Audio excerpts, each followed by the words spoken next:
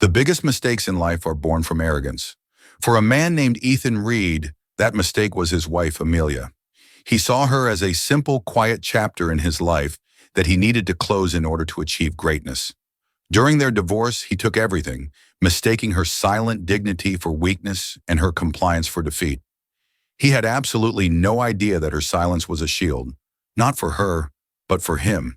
This is the incredible story of how one man's ruthless ambition caused him to discard the one person who held the keys to a $100 million empire he never knew existed. The silence in their apartment had become a living entity. It wasn't the peaceful quiet of contentment that had once settled over them on rainy Sunday afternoons. It was a thick, suffocating blanket of things unsaid, of emotions curdled into resentment. Lily Moore felt it in the space between her and her husband, Elijah Reed, as they sat at the polished oak dining table he'd been so proud of. It was, he declared, an investment piece, a symbol of the life he was meticulously building. For Lily, it was just the table where their marriage was quietly dying. Elijah placed his fork down with a sharp click against the porcelain plate, a sound that made Lily flinch. "I can't do this anymore, Lily," he said, his voice void of the warmth she'd fallen in love with 5 years ago. It was now a tool, sharpened and precise, used to carve out his ambitions. Lily looked up from her barely touched meal. Her expression was calm, her deep blue eyes holding a stillness that had always unnerved him. He preferred big, loud emotions he could fight against, manipulate, and conquer. Her quiet was a fortress he couldn't breach. "Do what, Elijah?" she asked, her voice soft, yet carrying an unshakable strength. "This," he said, gesturing vaguely at the room, at her, at the entire life they had shared. "This simplicity, this stagnation. I'm moving forward. I'm building a network, meeting people who matter. And you're content to just be." He said the word be as if it were a disease. For the past year, Elijah's world had revolved around his new position at a high-powered investment firm, Sterling and Croft. He spoke of partners and portfolios, of weekend retreats in the Hamptons, and the thread count of a client's suit. He had become a collector of influential people, and in his eyes, Lily was no longer a valuable asset. She worked part-time at a university library, helping students with historical archives. She loved the smell of old paper, the thrill of uncovering a forgotten letter, the quiet satisfaction of helping someone find a piece of the past. To Elijah, it was a pathetic, dusty hobby, not a career. "My life isn't stagnant," Lily replied, her hands resting in her lap. "It's peaceful. There's a difference." "Peace doesn't get you a corner office," he scoffed. "It doesn't get you a table at Per Se. It doesn't get you respect. Victoria understands that." The name hung in the air between them, acrid and heavy. Victoria Prescott, a junior VP in Elijah's firm, a woman who wore her ambition like a designer coat. She was all sharp angles and sharper smiles, her laughter always a little too loud at company parties. Lily had seen the way Elijah watched her, with a hungry admiration he hadn't shown Lily in years. "So this is about Victoria," Lily stated, not as a question, but as a confirmation of a truth she had known for months. "It's about my future," he corrected, though it was a weak defense. "Victoria is part of that future. She's aligned with my goals. She wants the same things I do." He finally looked at her then, and for a fleeting moment, a flicker of guilt crossed his face before it was replaced by a steely resolve. "I'm moving out tonight. I've already got a place. My lawyer will be in touch with yours." Lily simply nodded. There were no tears, no screaming accusations, no desperate pleas for him to stay. Her lack of a dramatic reaction seemed to infuriate him more than any outburst would have. "Is that it?" he demanded, standing up so abruptly his chair scraped against the hardwood floor. 5 years together, and you have nothing to say? Don't you care?" "I cared for 5 years, Elijah," she said, her voice still impossibly steady. "I cared when you were a junior analyst with worn-out shoes and big dreams. I cared when you were sick with the flu for a week, and I read financial reports to you so you wouldn't fall behind. I cared when your first big deal fell through, and you thought your career was over." She paused, her gaze unwavering. "My caring was never the issue. The issue is what you value, and you no longer value what I have to give. His face flushed with anger, a mask for the shame her words invoked. What you have to give? A quiet life in a two-bedroom apartment while I'm trying to conquer the world? I need a partner, Lily, not an anchor. He turned and walked out of the dining room. Lily remained seated, listening to the sounds of his departure. The opening and closing of drawers, the zip of a suitcase, the jangle of keys being snatched from the bowl by the door. He didn't pack much, she noted. Just the expensive suits, the designer watches, the symbols of the man he was becoming. He left behind the photo albums, the worn-out sweatshirt he used to love, the chipped coffee mug she'd bought him on their first anniversary. He was shedding his past, and she was part of it. The front door opened, then closed with a definitive click that echoed through the apartment. The silence that rushed in to fill the void was different. It was no longer heavy and suffocating. It was light. It was vast. It was the sound of freedom. Lily sat at the table for a long time, the cold food forgotten on her plate. She didn't mourn the man who had just left. That man was a stranger. She mourned the hopeful young analyst with the worn-out shoes she had married. Finally, she stood, walked over to the large window overlooking the city, and pulled out her phone. She scrolled through her contacts past names like Mom and Dad, which she never called, to a single discreet entry, Mr. Abernathy. She typed a short, simple message. It's done. He's gone. A reply came back almost instantly. Understood. Are you all right, Miss Moore? Lily looked at her reflection in the dark glass, the city lights twinkling behind her like a sea of distant stars. A small, sad smile touched her lips. She typed back, I'm perfectly fine. It's almost time to come home. The law offices of Goldberg, Stern & Associates were the epitome of corporate austerity. Gray marble floors, chrome accents, and an unnerving quiet that seemed to absorb all sound. It was Elijah's Choice, a firm known for its aggressive, take-no-prisoners approach to divorce settlements. Lily sat opposite him at a long mahogany conference table, a vast, polished desert between them.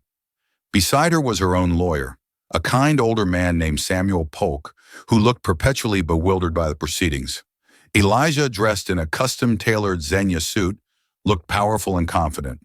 Beside him, his lawyer, a shark-like woman named Jessica Blair, had a stack of files in front of her. Victoria wasn't present, but her influence was a palpable third party on their side of the table, whispering instructions in Elijah's ear. As you know, Jessica began, her voice crisp and devoid of emotion, Mr. Reed is the primary earner in this marriage. His career trajectory is significant, and he has built a life that Miss Moore has, by all accounts, merely participated in rather than contributed to. Samuel Polk cleared his throat. My client has been a supportive partner for 5 years, managing their home and providing emotional stability, which allowed Mr. Reed to focus on his career. Jessica cut him off with a dismissive wave of her hand. Emotional stability is not a quantifiable asset, Mr. Polk. What we're here to discuss are tangible assets, the apartment, the vehicle, the investment accounts, all of which were funded by Mr. Reed's income. Lily remained silent, her hands folded calmly on the table. She listened as Elijah, through his lawyer, laid claim to everything. He wanted the apartment they had shared, claiming he needed it to maintain his professional image. He wanted the car. He wanted the majority of their joint savings, arguing it was his money she had access to. He was even contesting ownership of a small collection of paintings Lily had purchased over the years from local artists, dismissing them as decorative clutter. Samuel was aghast. This is unconscionable. Your client is leaving Miss Moore with virtually nothing. We can and will fight this in court. A judge will see this for the punitive and, frankly, greedy maneuver it is. Elijah finally spoke, addressing Lily directly for the first time. Don't do this, Lily. Don't drag this out and make it ugly.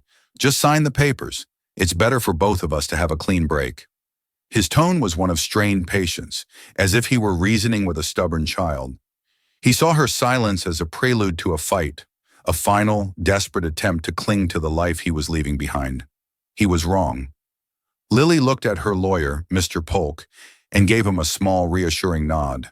Then she turned her gaze to Elijah. "There's no need to go to court," she said, her voice clear and steady in the silent room.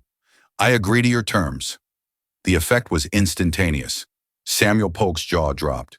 Jessica Blair's perfectly sculpted eyebrows shot up in surprise. Even Elijah looked momentarily stunned, his prepared arguments dying on his lips. "You? What?" he stammered. "I agree," Lily repeated. "You can have the apartment. You can have the car. You can have the savings." She paused, a flicker of something unreadable in her eyes. "The paintings, however, are mine. They were purchased with my own money from the library. That is my only condition." Elijah and his lawyer exchanged a look of triumphant disbelief. The paintings were worth a few $1,000s at most. It was a meaningless concession. "Fine," Jessica snapped, quickly recovering. "The paintings are yours. We will have the agreement amended." Samuel Polk leaned toward Lily, whispering urgently, "Lily, you don't have to do this. This is financial suicide. We can get you proper spousal support, a fair division of assets. He is legally obligated." "I know," Lily whispered back, placing a gentle hand on his arm. "But I want this to be over. I want a clean break. This is my choice, Samuel. Please trust me." Her lawyer stared at her, searching her calm face for any sign of coercion or distress. He found none. He saw only a quiet, resolute determination that he couldn't argue with. With a heavy sigh, he nodded. "As my client wishes." The rest of the meeting was a blur of paperwork. As Lily signed document after document, signing away her home, her savings, her shared history, she felt Elijah's eyes on her. He wasn't looking at her with pity or remorse. He was looking at her with a smug satisfaction. The look of a man who had won a game she never even knew she was playing. He thought he was taking everything from her. He thought he was leaving her with nothing. In his mind, he was being generous by letting her keep her worthless art and walking away without a protracted legal battle. He was closing the chapter on his simple, unassuming starter wife and moving on to the real prize. He mistook her compliance for defeat. He mistook her silence for weakness. He had no idea that her silence was a shield, not for her, but for him. She knew with absolute certainty that if she had made a single phone call to Mr. Abernathy and told him what Elijah was doing, a team of lawyers far more terrifying than Jessica Blair would have descended and systematically dismantled Elijah's life, career, and future. They would have buried him in litigation so deep he'd never see the light of day. They would have done it not just for the money, but for the insult to the family she represented. Her silence was her final gift to him, an act of mercy he would never understand, and certainly didn't deserve. As she signed the last page, she slid the pen across the table. "It's done," she said softly. She stood up, shook her lawyer's hand, and walked towards the door without a backward glance. "Lily," Elijah called out, a strange note of finality in his voice. She stopped but didn't turn around. "Good luck," he said. It was meant to sound magnanimous, but it dripped with condescension. The kind of luck you wish upon someone you believe is destined to fail. Lily allowed herself a faint smile, one he couldn't see. "I don't need it," she said, and walked out, leaving him to his victory, alone in a cold gray room with the signed papers that sealed his fate. He thought he had won. In reality, he had just lost more than he could ever possibly imagine. The apartment Lily moved into was a third of the size of the one she'd shared with Elijah. It was a small one-bedroom in a pre-war building in a quiet, leafy neighborhood, far from the glass and steel towers where Elijah conducted his life. The movers, a discreet, professional team sent by Mr. Abernathy, had carefully placed her few boxes and the half-dozen paintings she'd fought for. To an outsider, it was a drastic step down. The floors were old hardwood, not polished concrete. The kitchen was cozy, not a chef's gallery of stainless steel. The view was of a brick wall and a sycamore tree, not a sprawling cityscape. For Lily, it was heaven. The first thing she did was unpack her paintings. She hung them with care, her expert eye finding the perfect placement on the clean white walls. Elijah had called them decorative clutter, but she knew what they were. One was an early work by a now famous abstract artist she'd bought for $200 at a student exhibition. It was now worth $60,000. Another was a landscape by a regional painter whose market was quietly exploding. They weren't just decorations. They were investments. chosen with a skill and foresight Elijah, for all his talk of portfolios, could never comprehend. For the first time in 5 years, Lily felt the suffocating weight of pretense lift from her shoulders.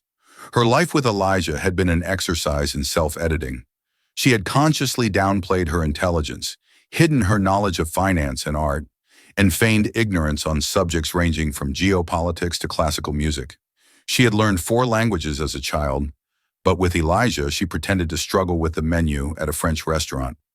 It was all part of the role she had chosen to play, the simple, supportive wife, a role designed to test a man's character, a test Elijah had failed in the most spectacular fashion. She didn't return to the library. Her resignation had been quietly handled weeks ago. Instead, her days took on a new rhythm. She woke with the sun, spent her mornings at a small local cafe, reading everything from dense philosophical texts to thrilling spy novels. She visited museums not as a casual observer, but with the focused gaze of a curator, studying brushstrokes and provenance. She was not just looking at art, she was reacquainting herself with her birthright. One afternoon, a black town car, the kind that is expensive in its anonymity, pulled up outside her building. A distinguished man in his late 60s with silver hair and a beautifully tailored suit stepped out. This was Arthur Abernathy, the man listed in her phone as an uncle.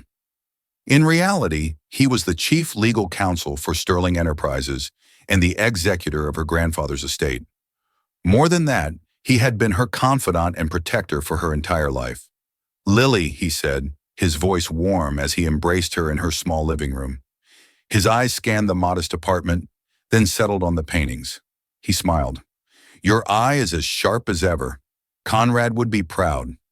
Conrad Sterling, her grandfather, had been a titan of industry, a man whose name was whispered with reverence in the boardrooms Elijah Reed so desperately wanted to enter. He had built a global empire from nothing, but he was fiercely private and deeply suspicious of the corrosive effect of wealth on character. "He would have hated that man," Lily said, pouring 2 cups of tea. "He would have," Arthur agreed, accepting the cup. But the terms of the trust were clear. 5 years. Live a normal life. Marry for love, not for status. Find someone who values you for who you are, with no knowledge of the Sterling name. He wanted his successor to understand the world beyond the boardroom. Arthur sighed, a sad paternal sound. It was a noble experiment. I'm sorry it ended in heartbreak. Lily shook her head, a genuine smile gracing her lips for the first time in a long time. Don't be. It wasn't heartbreak. It was a lesson. A very expensive, very necessary lesson. And besides, she added, her eyes twinkling with a mischievous light he hadn't seen in years, the experiment isn't over. It's just entering its next phase. Arthur raised an eyebrow. Oh. Grandfather wanted me to understand the value of a dollar earned through hard work. He wanted me to see how people behave when they think there's no power or money in the room, she explained. I learned that. Now I get to apply it. They spent the afternoon going over documents Arthur had brought in a worn leather briefcase. They weren't divorce papers. They were prospectuses, shareholder reports, and strategic plans for the Sterling Foundation, the philanthropic heart of the family empire. With Conrad's passing a year prior and Lily's 5-year term of anonymity drawing to its contractually obligated close, the board was waiting. The official announcement is scheduled for the annual Sterling Foundation Gala in 6 months, Arthur said, pointing to a date on a calendar. The board will vote to confirm you as the new chairwoman. It's a formality, of course. Conrad's will is ironclad. You will be given control of the Sterling Arts Endowment, a seed fund of $100 million to start. Lily's face was serious now. The transformation from the quiet librarian to the focused executive happening before Arthur's eyes. She scanned the financial summaries, her mind absorbing the complex figures with an ease that would have sent Elijah into a tailspin. The endowment's current portfolio is too conservative, she murmured, tapping a finger on a page. Too much in bonds, not enough in emerging markets. And its philanthropic focus is dated. We need to be investing in new media, in disruptive artists, in digital platforms. Arthur Abernathy leaned back, a look of immense pride on his face. The shy, quiet girl he had watched over was gone. In her place was the woman Conrad Sterling had always known she would become, his true successor. A woman of substance, forged not in the lap of luxury, but in the quiet dignity of a life lived on her own terms. A life Elijah Reed had foolishly thrown away. "So what's the first order of business, Madam Chairwoman?"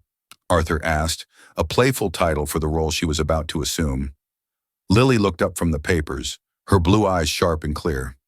"First," she said, "we need to send out the invitations for the gala, and I want to make sure one, in particular, gets delivered by hand." She picked up a pen and wrote a name on a notepad. Arthur glanced down. Mr. and Mrs. Elijah Reed. "Oh, and Arthur," she added, a wicked glint in her eye. "Let's make sure his name is spelled correctly. He's always so particular about the details."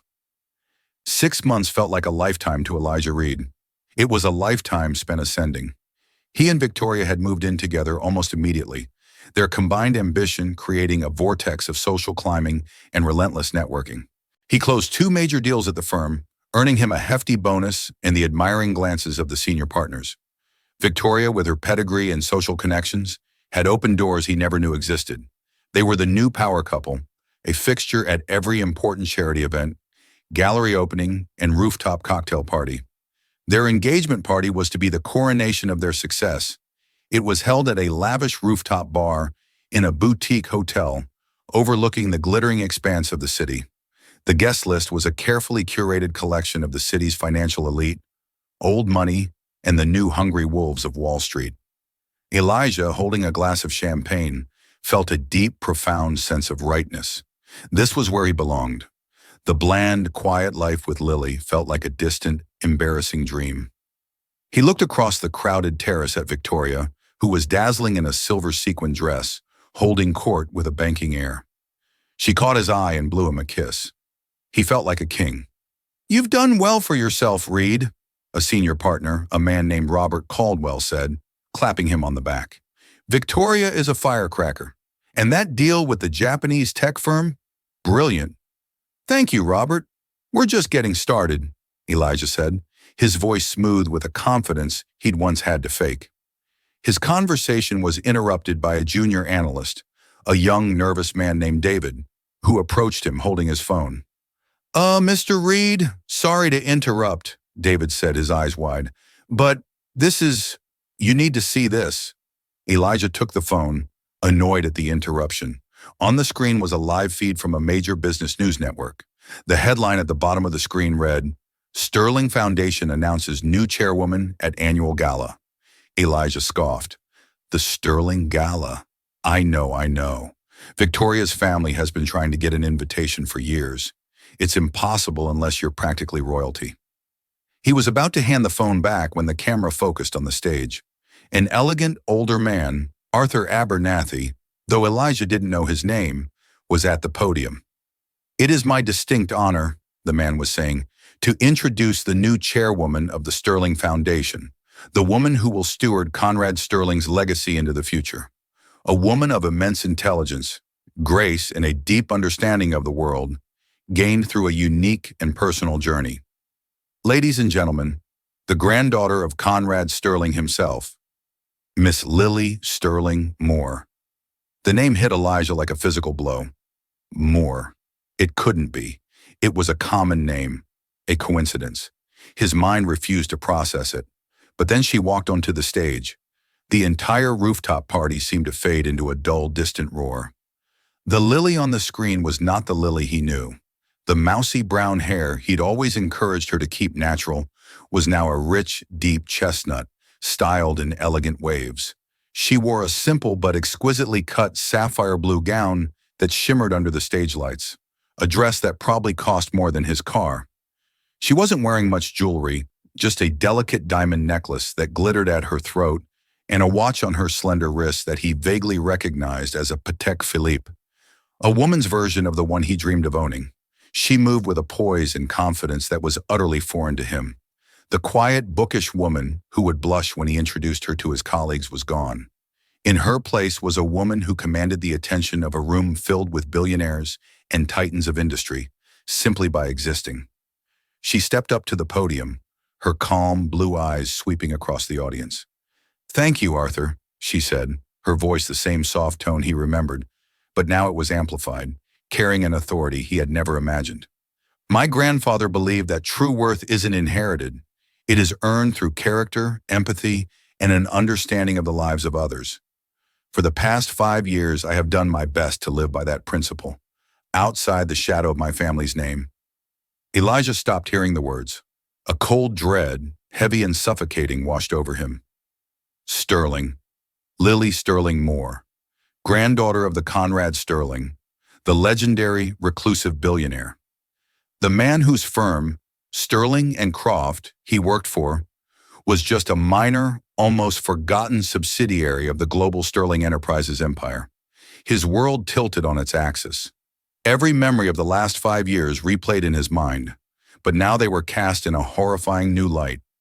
Her hobby of buying art from unknown painters, her fluency in Italian on their one trip to Florence, which she'd brushed off as a few classes in college, her disinterest in his corporate dramas, which he'd seen as apathy, but now understood was the boredom of a person who understood the game on a level he couldn't even fathom. His cruelty during the divorce, the insults about her lack of ambition, taking the apartment, the car, the money, leaving her with a few worthless paintings. A wave of nausea washed over him. He felt the blood drain from his face. "Elijah, what is it? You look like you've seen a ghost." Victoria was suddenly beside him, her voice sharp with irritation. She followed his horrified gaze to the phone screen. She saw Lily, and she read the headline. Victoria's perfectly made-up face went slack with disbelief. Her eyes darted from the screen to Elijah, and then back again. The calculation was visible in her expression. The instant processing of information, the dawning, catastrophic realization. "Is that?" she whispered, her voice barely audible. Elijah could only nod, his throat too tight to speak. The look on Victoria's face was not one of sympathy for him. It was a look of pure, unadulterated fury, a rage born not of betrayal, but of a colossal, unforgivable miscalculation. "You idiot," she hissed, her voice low and venomous. "You complete and utter fool. You didn't divorce a librarian, you divorced a Sterling." The champagne glass slipped from Elijah's nerveless fingers and shattered on the stone floor, the sound lost in the sudden, deafening silence of his imploding world. The aftermath of the revelation was not a slow burn. It was an explosion. Elijah's phone, which had been buzzing all night with congratulatory messages about his engagement, fell silent. Then it began to light up for a different reason. Texts from colleagues at the firm, screenshots of the news article, a flood of question marks and exclamation points. The news of his connection to Lily Sterling Moore and his recent brutal divorce from her spread through the party like a contagion. The whispers started immediately.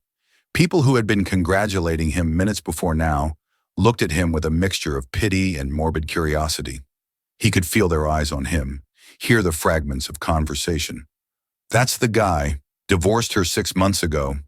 Took everything, I heard. What an idiot." The power and respect he had so carefully cultivated evaporated in an instant. He was no longer Elijah Reed, the brilliant rising star. He was the fool who threw away a princess. But the worst part was Victoria. The moment they were in the elevator heading down from the party, her fury erupted. "How could you not know?" she shrieked, her voice echoing in the small enclosed space. 5 years, Elijah. You were married to her for 5 years, and you never once thought to ask about her family? About her background? "She told me they were estranged," he shot back, his voice cracking with desperation. "She said they were simple people from the Midwest. Her last name was Moore. How was I supposed to know she was a goddamn Sterling?" "You were supposed to do your due diligence." Victoria's face was contorted with a rage that made her ugly. "That's what you do in our world. You vet people. You look into their connections, their background. Her grandfather was Conrad Sterling. His picture is in the lobby of the building where you work.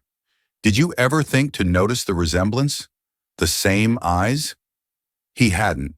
He had never looked at the bronze bust of the firm's founder with anything more than aspirational greed. He had never truly looked at Lily either. He had only ever seen her as a reflection of himself, a quiet, unassuming accessory that he had outgrown. Her family, the Sterlings. My father has been trying to get a meeting with their foundation for a decade. Victoria ran her hands through her hair, messing up the perfect coif. They could have revitalized our entire family business. With you as her husband, we would have been untouchable. And you threw it all away for what? For this apartment? For a car?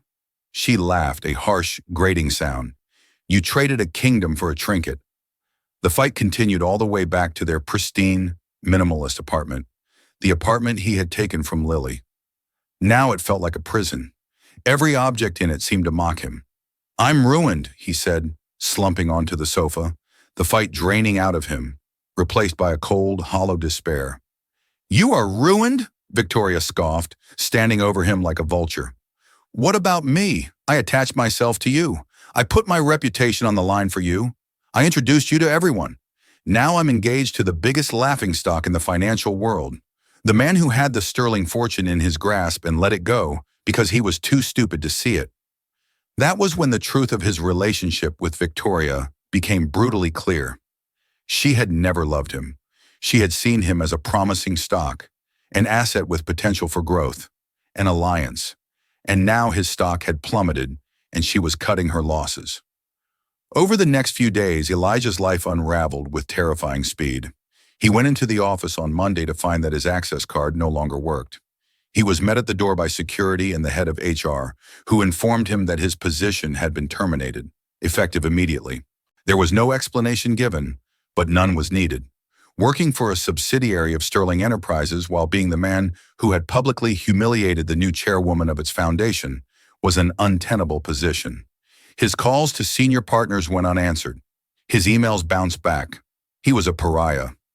The network he had spent years building, the people he had schmoozed and impressed, wanted nothing to do with him. He was toxic. Desperate, he started trying to contact Lily. He called her old number, which was disconnected. He sent emails to her old address, which went unanswered. He even wrote a long, rambling letter, full of apologies and explanations and desperate, pleading questions, and sent it to her old apartment, only to have it returned with a return to sender stamp. He was completely cut off. She had vanished from his world as completely as if she had never been in it, leaving only the crater of his destroyed life as proof of her existence. One evening, he came back to the apartment to find Victoria's closets empty. A single piece of paper was left on the kitchen island. It wasn't a letter. It was a bill from her lawyer for half the cost of the canceled wedding venue. On the table beside it, her diamond engagement ring sat like a shard of glass. He was utterly alone, in an apartment that was no longer his, surrounded by the ghosts of a future he had stolen from himself. He sank to the floor, the lawyer's bill crinkling in his hand, and for the first time since this nightmare began, he wept. They were not tears of remorse for how he had treated Lily.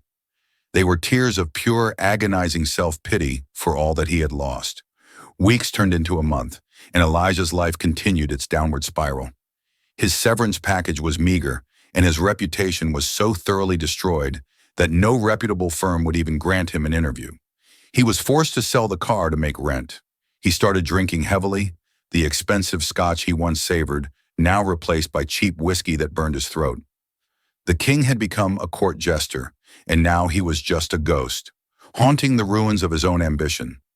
His obsession with Lily grew with each passing day. It wasn't love or even remorse.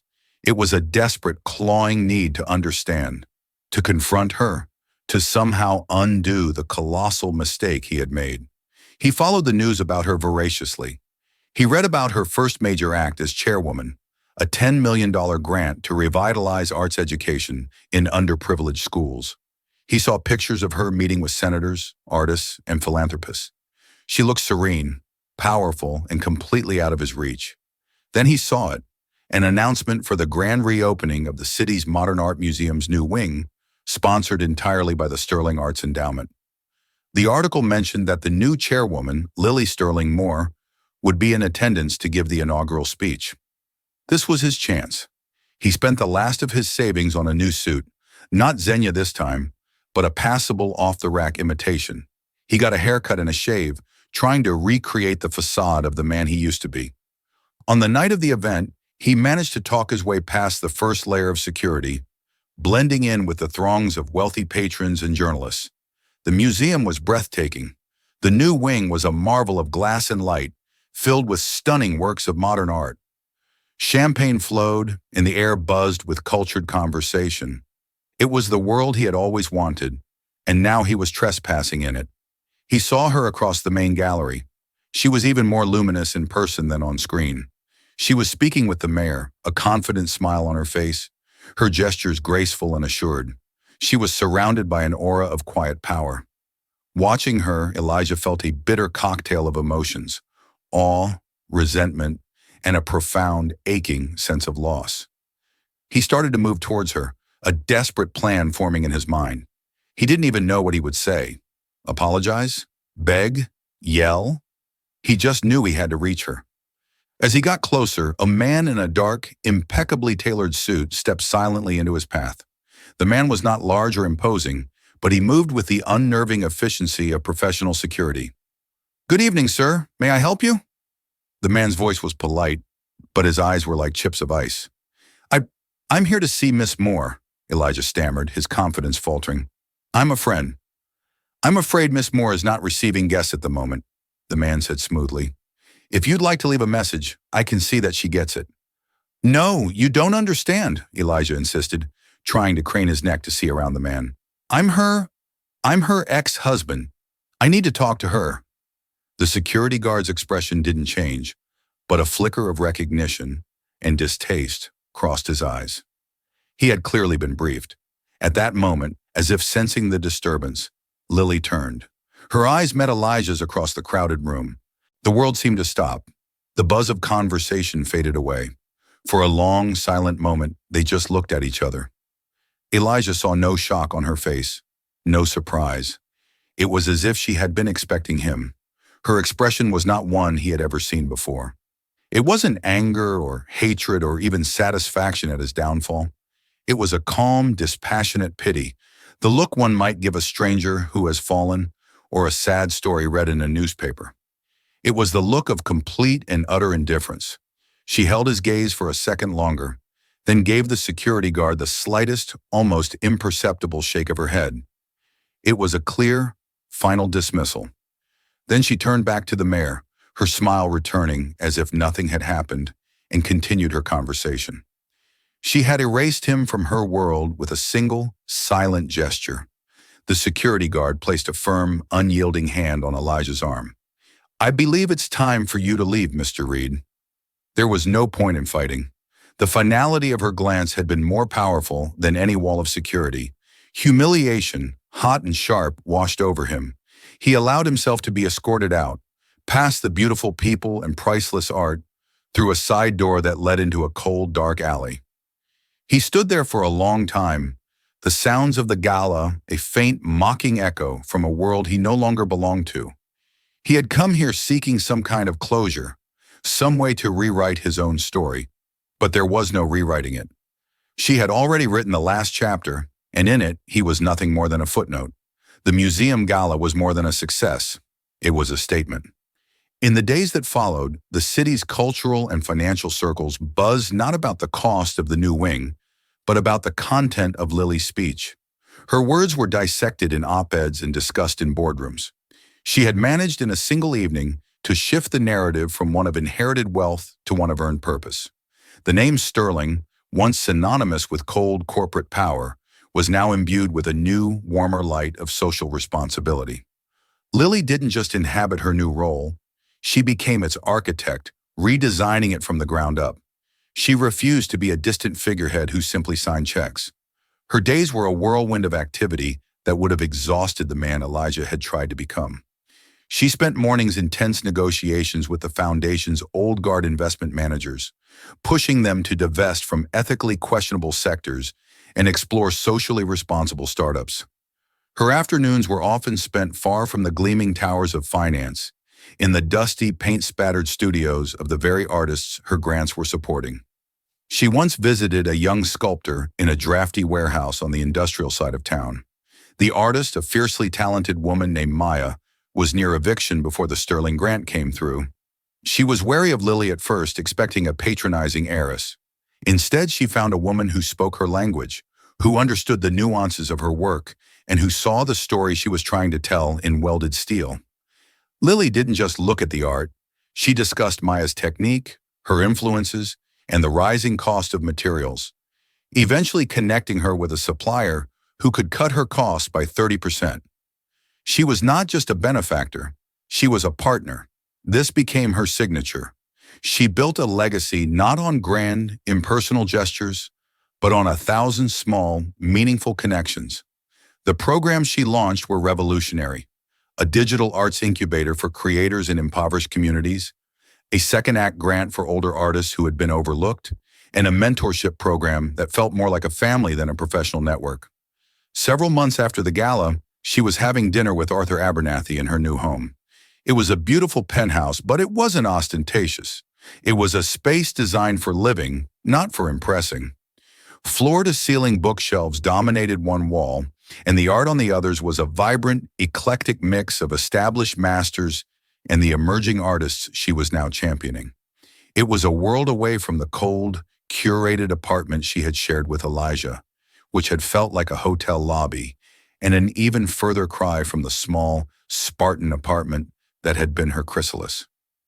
This place was a home, built by and for the woman she had finally allowed herself to become. Conrad always said you had a vision that could see past a price tag, Arthur said, swirling a vintage Bordeaux in his glass. He looked around the room, a deep sense of satisfaction on his face. He knew you would understand that his fortune was not a prize, but a tool, a responsibility. He would be so incredibly proud of you, my dear. Lily offered a soft, reflective smile, her gaze fixed on the sprawling city below. My life with Elijah, I used to see it as a failed experiment, a waste of 5 years. But I don't anymore, she confessed, her voice low. It was a difficult education, but a vital one. It taught me the anatomy of insecurity.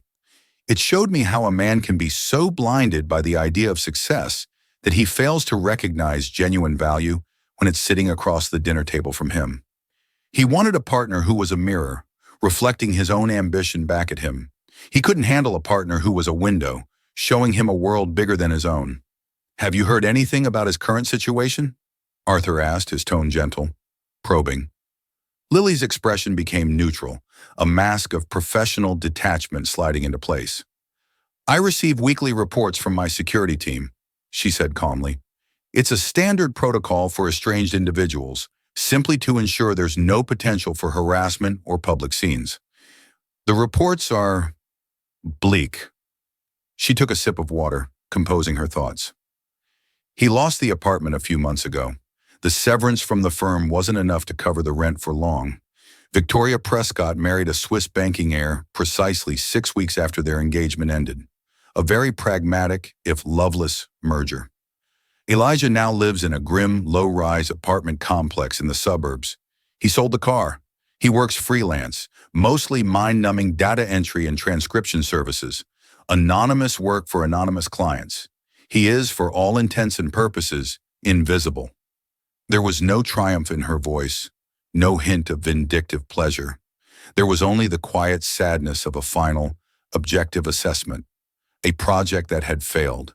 A man who had collapsed under the weight of his own shallow desires.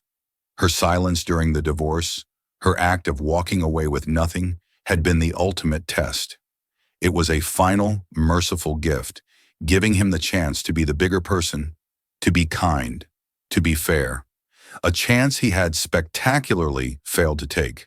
The final pathetic scene of Elijah Reed's downfall played out on a rainy Tuesday night. He sat hunched over the sticky, scarred wood of a dive bar on the outskirts of the city, the air thick with the smell of stale beer and desperation. The other patrons were ghosts like him, men and women nursing their failures in the dim, flickering light of a small television mounted in the corner. Elijah was a ghost himself. His off-the-rack suit from the gala was now his only suit, looking worn and out of place. His face was gaunt, the confident gleam in his eyes long since replaced by a dull, permanent exhaustion. He was staring into his glass of cheap whiskey when a familiar voice from the television cut through the bar's low murmur. He looked up, and there she was, Lily. The news channel was running a special segment on a new generation of philanthropists. The camera followed Lily as she walked through a vibrant, chaotic youth center in the city's most notorious neighborhood. The walls, once drab concrete, were now covered in spectacular murals painted by the children who attended, their supplies and the center's continued existence funded entirely by a sterling grant. Lily knelt, bringing herself to eye level with a small girl who was proudly pointing at a splash of brilliant yellow on the wall. The genuine warmth and kindness in Lily's expression was a physical blow to Elijah. He had seen that look before, directed at him, and had mistaken it for naivete, for weakness. The reporter's voiceover faded, and she addressed Lily directly. "Miss Moore, with the resources at your disposal, you could be anywhere in the world. Why pour so much of your energy and capital into a place like this?" Lily looked directly into the camera, and for a terrifying second, Elijah felt as if she were looking right at him, through the screen, across the miles into the dimmest corner of this pathetic bar. "Because a legacy isn't about the money you accumulate," she said, her voice imbued with that same unshakable calm he had so badly misinterpreted. "It's about the lives you enrich. My grandfather taught me that true wealth isn't found in a stock portfolio. It's found in building something of lasting value in the world. It's about creating opportunities where there were none, and empowering people to tell their own stories." Elijah stared, his drink forgotten. Each word was a nail in the coffin of the man he used to be. Value, legacy, worth. Words he had used constantly but had never understood. He had chased the price of everything and had never known the value of anything. He hadn't just lost a fortune. He hadn't just lost status and power. He had lost a woman of immeasurable worth. A woman who had offered him a chance at a life of genuine meaning, and he had thrown it away for a cheap, hollow imitation. He drained his glass, the whiskey burning a useless fire in his empty stomach. He threw a few crumpled bills on the bar and walked out into the cold, driving rain. He didn't have a car to shelter in or a beautiful home to return to. There was only the wet, black asphalt and the distorted reflection of his own face in a puddle. The image of a nameless, forgotten man, forever a footnote in the magnificent story she was now writing without him. And so Elijah Reed learned the hardest lesson of all, that a person's true value is never listed on a balance sheet. He chased status and threw away a treasure, mistaking quiet dignity for weakness. Lily's story is a powerful reminder that the people we underestimate often possess the greatest strength, and that true power isn't about shouting from the rooftops, but in knowing your own worth, even when no one else does. She proved that the best revenge isn't a loud, angry battle, but a quiet, well-lived life of purpose and success. What did you think of Lily's silent strength? Can you imagine the shock on Elijah's face? Let us know your favorite part of the story in the comments below. If you were moved by this incredible tale of karmic justice and hidden power, please give this video a thumbs up, share it with someone who loves a good story, and make sure you subscribe to our channel for more dramas that will leave you speechless. Click that notification bell so you never miss an update. Thanks for listening.